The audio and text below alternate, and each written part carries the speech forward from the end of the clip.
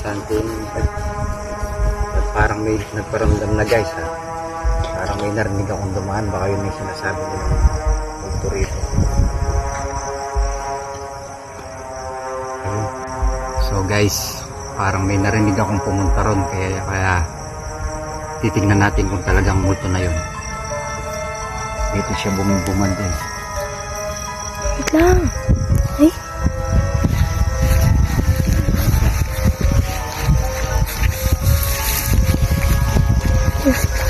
Parang hinihilalit ako ah. Parang tutuwa ang minuto. Sa ito na yun. Dito na ako sisikat sa pag-vlog ng multo. Multong bakla.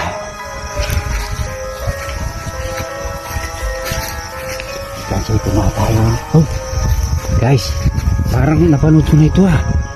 Si Maruto ata ito. Bobotoy ka ba yan? Ano to? Tumatay ako dito. Tumatang ka dyan? Oh, mas na ako dyan. Eh, kala ko multo ka. Alam niya, tingnan mo tayo, parang tayo ng kalabaw. Kaya ko to. Kala ko multo. Uy, siya na dun, May. Uy, hipahin kita dyan.